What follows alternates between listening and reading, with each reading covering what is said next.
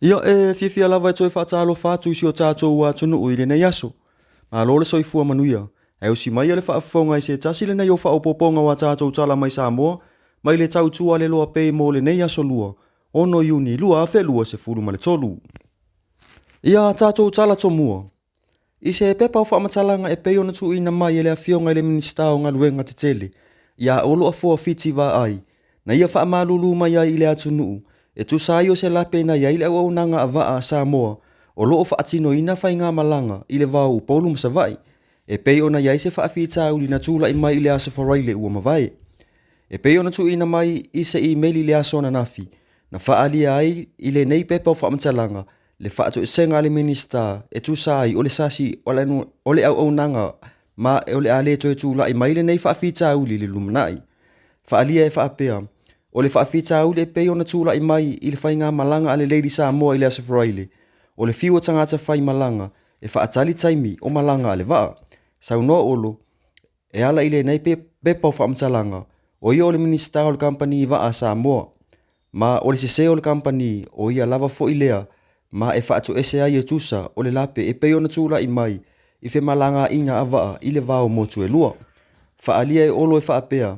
E avea ai o ia e whai masui o lana au whai ngaluenga. E asu atu ai vai malu i puenga i fina ngalo. O so se tasi na afia, ona ole nei whaafita uli. Ile au nanga, ale kampani wa a Samoa, lea o lo la tau whaatau taia au nanga, tau whe malanga inga, ile vau upolu masawai. Ia inisi o le mamalu lea tunuu, o le vaa o motu e lua, na whaadia i lunga upenga ta whailangi, lo la tau le fia tele, ona ole nei whaale tonu, ua ia inisi o fuafuanga, whaale a inga na afia ai, ona ole le whaatuai tele, o taimu whe malanga inga waa. Inisi o tātou tala, e tu sai o le sioki o le tapaa i le atu nuu, ua whaalia ai le atu ngalunga, ma whaanoa noanga o nisi, o tangata whaifale o loa la iti, ona ua o le tūlanga, ua le manu ia ai whaamtalanga a tangata whaatau tapaa, e whai atu ia i la tau. Na a mata ona le maua se tapaa, mai le vai aso ua mawai, i le tele o fale o loa te tele, i le atu nuu e maasani ona whaatau mai ai, e fale o loa la iti a la tau tapaa. Ma o le tele o le au whai pisi nisi te tele, na whaalia ua le mawhai ona maua se la tau sa palai mai le whale ngau si tapaa a Samoa, le British American Tobacco i vai tele. O se tasi o whai fale o loa la iti i le atu nuu le atua ana, na ia whaalia no na le fia tele, ona ua whaisi le ma whau le au whaatau tapaa, pe a o atu ilo na fale o loa ua le ai se tapaa. Na sau noa le neiti na, ua so o fale o loa te tele ia pia, ma wha solo mai ai i sale i moa, ma nisi o fale o loa e maasani o na mawai le sikareti, ua matu wa i le ai se tapaa e maua. Whaalia i le neiti na, e peisea i o whaanoa noanga, ma atu ngalunga o le au tau mafa tapaa, lea ua whaapipisi i lunga o le au whaifale o loa la iti, ona o le nei whaafita auli, i le matua i sioki lava o le tapaa tau mafa, ma ia te ia e matua i le tala whia ngai lava le atulanga.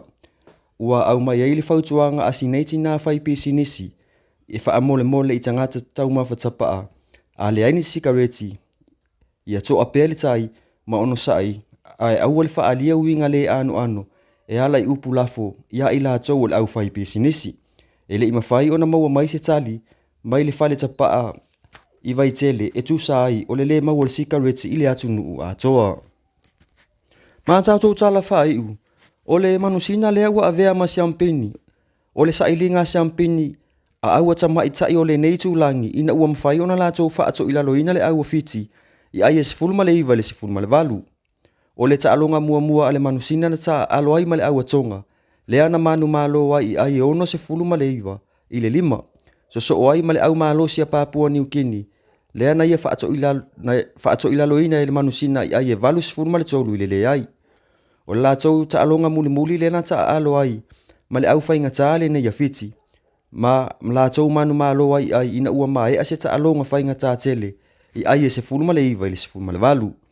O le afa mua na wa ai ai le o so whai malo si ale au fiti, le ana la tau mawaina ai e valu i le tolu wa Samoa, i se sala na aina i le tamaita i a keisi si atanga. O le afa lona lua na wa ai loa, le malo si o leo se whai ma le fina watu o le manusina, lea na o la tau la asi ai le laina skoa fiti, i le whaato a tolu minute talu ona a matalia le afa lona lua. na manuia lea ai le pau le tamaitai ia keisi, lea na ia skoa ina le skoa mua mo le manusina i le afalona lua. Masili ai le manusina i le se fulu i ai e valua fiti. I le toe 2 minuti na toi o le taalonga, na whainga ta ai le taalonga, ina ua toe maua le skoa a fiti, ma tūla i mai ai o le taalonga, i le se fulu ma le valu le se fulu ma le ono, ai toe tasi le minute mai a le taalonga.